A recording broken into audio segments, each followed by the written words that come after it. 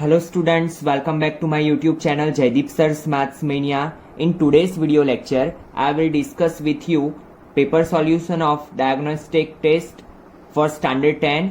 तो चलिए स्टार्ट करते हैं सेक्शन ए सी.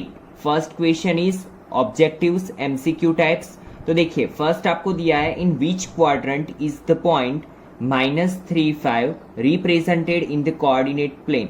तो आपको पता है कि जब भी एक्स एक्सिस पे माइनस हो एंड वाई एक्सिस पे प्लस हो तो वो कौन से क्वाड्रेंट में होता है? सेकेंड क्वाड्रेंट में. ठीक है, क्योंकि यहाँ पे एक्स माइनस होता है एंड वाई पॉजिटिव होता है. तो आंसर आएगा second quadrant. If x is equal to 2, y is equal to 3, u is equal to -2, v is equal to -3, then point x plus y u plus v lies in the blank quadrant. तो आपको पता है सबसे पहले क्या करेंगे, x plus Y कर देंगे तो 2 plus 3 5, u plus v -2 -3 -5 5 -5, x is positive, y is negative, then it lies in fourth quadrant. Triangle ABC has AB is equal to 4 and BC is equal to 7. Then आपको पता है कि AC किसके बीच में लाई करेगा? 3 से लेके 11 के बीच में लाई करेगा. ये ऑलरेडी आप ट्राइंगल चैप्टर में पढ़ चुके हो. Fourth, area of parallelogram is equal to. तो हमें पता है कि पैरेललोग्राम का एरिया कैसे फाइंड किया जाता है? Base multiply altitude. वैसे ही area of triangle is equal to equation है 1/2 base multiply altitude. Then sixth, AB is a minor arc in a circle with center P. R is the point on the major arc except A and B. If angle APB is equal to 150, then angle ARB angle क्या होगा आपका? 150. Now question number 2, fill in the blanks. See, first fill up में क्या बोला है? The measure of the complementary angle of an angle with measure 40 degree. तो आपको पता है कि complementary angle किसे बोलते हैं? जो भी दो एंगल का एडिशन 90 डिग्री होता है उसे हम बोलते हैं complementary angles. Then second, the longest chord of a circle is its diameter. Longest chord of a circle को हम क्या बोलते हैं? डायमीटर.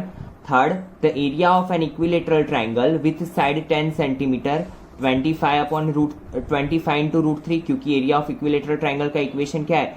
√3/4 into side square. ठीक है, तो √3/4 साइड क्या दिया हुआ है हमें? 10 का स्क्वायर होता है 100. So answer is 25√3. Then fourth, the median of the first 4 even number. यहाँ पे क्या वर्ड यूज किया है? Even number. तो फर्स्ट 4 इवन नंबर आपको पता है 2 4 6 8. That means n is equal to हुआ 4. ये 4 को हम काउंट करें तो n होगा 4. n अगर 4 है तो हमारे पास मीडियन फाइंड करने के लिए इक्वेशन है m is equal to n/2th observation plus n/2 plus 1th observation divide by 2. Now n/2 4 divide by 2 क्या होगा? Second observation plus 2 plus 1 third observation. Second observation is 4 and third observation is 6. तो 4 plus 6 divide by 2 10 divide by 2 क्या होगा? 5. So answer is 5. Now next question, question number 5. A card is drawn at random from a well shuffled pack of 52 cards. Then the probability of that card being a king is. तो आपको पता है कि playing cards में कितने king होते हैं? 4 Kings होते हैं. टोटल कार्ड्स कितने होते हैं? 52. तो 4 13 जा 52. तो 1/13 is right answer. Then when 2 balanced dice are rolled simultaneously the probability of getting the sum of number on dice as 9 is. तो हमें क्या पूछा है कि 2 डाइस को अगर हम टॉस करें तो आपको पता है कि एक डाइस में कितने डिजिट्स होते हैं? 6 डिजिट्स और 6 का स्क्वायर होता है 36. तो टोटल पॉसिबिलिटीज क्या मिलती है? टोटल पॉसिबल आउटकम्स क्या मिलते हैं? 36. और दोनों डाइस का एडिशन अगर हम करें, नंबर का एडिशन करें तो हमें क्या बोला है कि 9 आना चाहिए. तो ऐसा कितनी बार आएगा? अगर एक डाइस पे 4 हो दूसरे डाइस पे 5 हो तब. देन एक डाइस पे 5 हो दूसरे डाइस पे 4 हो तब. एक डाइस पे 3 हो दूसरे डाइस पे 6 हो तब. एक डाइस पे 6 हो दूसरे डाइस पे 3 हो तब. तो दैट मीन्स 4 केस ऐसे है कि जहां पे एडिशन 9 आ सकता है. तो आंसर इज 4 9s are 36. तो 1/9.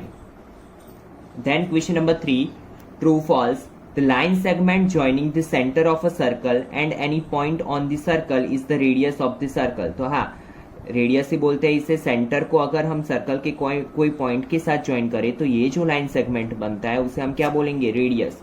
सो it is true. Then the point 0 3 lies on the y axis. तो आपको पता है कि वेनेवर एक्स एक्सिस 0 होती है, एक्स एक्सिस अगर 0 हो तो वो पॉइंट कहाँ पे लाई करेगा? वाई एक्सिस पे ही करेगा. So it is true. At least 3 lines are needed to create a closed figure. तो आपको पता है कि कोई भी क्लोज्ड फिगर बनाने के लिए हमारे पास मिनिमम कितनी लाइंस होनी चाहिए? 3। अगर 2 लाइन है तो कभी भी ये क्लोज्ड फिगर नहीं बनेगी, ठीक है। So given statement is also true. Then the measure of each angle of the linear pair must be 90 degree. तो ये क्या आएगा? स्टेटमेंट फॉल्स, क्योंकि लीनियर पेयर में क्या होता है कि दो एंगल का एडिशन 180 होना चाहिए। अगर ये है 110 और अगर ये 70 है तो ये दोनों का एडिशन क्या हो रहा है? 180। That means it is also linear pair of angles. तो ऐसी कोई रिक्वायरमेंट नहीं है कि दो एंगल कंपलसरी 90 के होने चाहिए, ठीक है। So given statement is false. Now question number 4, answer the following questions. First हमें दिया हुआ है the cost of a notebook is twice the cost of a pen.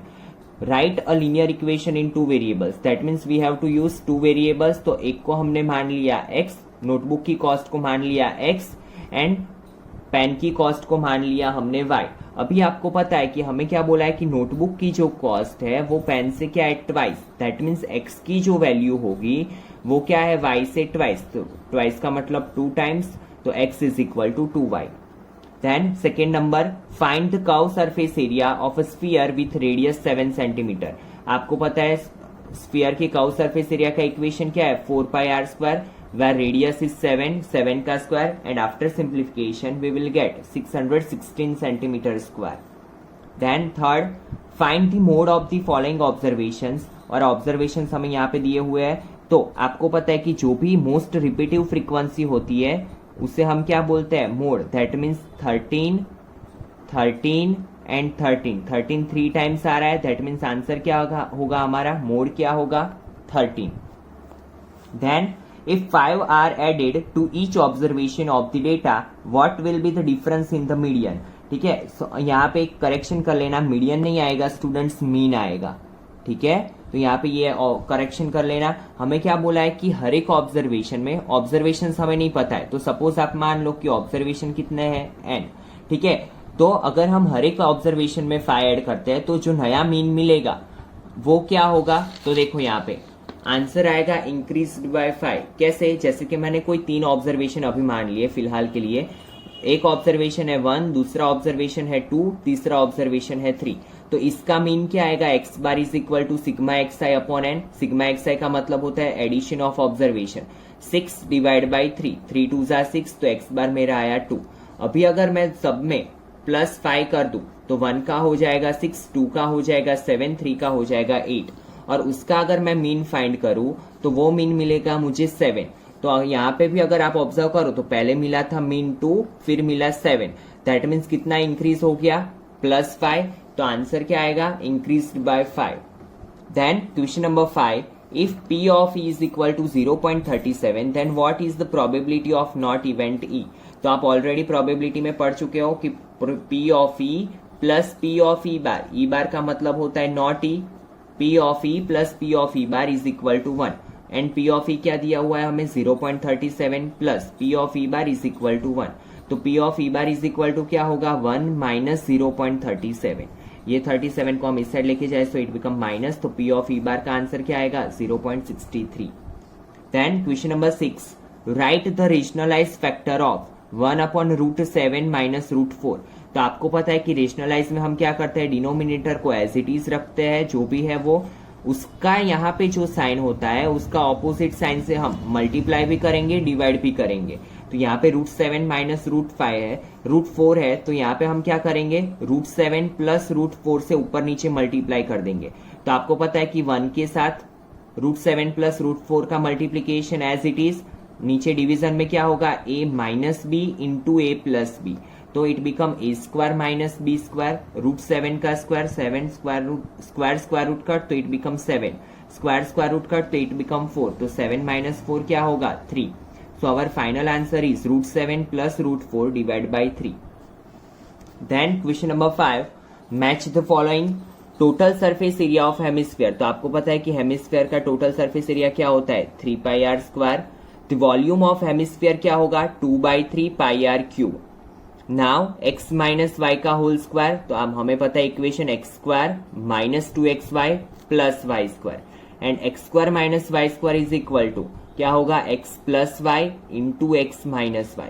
तो इसी के साथ स्टूडेंट आपका सेक्शन A कंप्लीट हुआ। In next video lecture I will upload section B of this paper set. ठीक है, तो अगर आपने ये चैनल को सब्सक्राइब ना किया हो तो चैनल सब्सक्राइब कर लो, ताकि मैथ्स के रिलेटेड जो भी सारे पेपर सॉल्यूशंस है, जो भी सारे वीडियोस है चैप्टर रिलेटेड, आपको मिलते रहे। ठीक है, तो चलिए मिलते हैं नेक्स्ट लेक्चर में। Thank you students.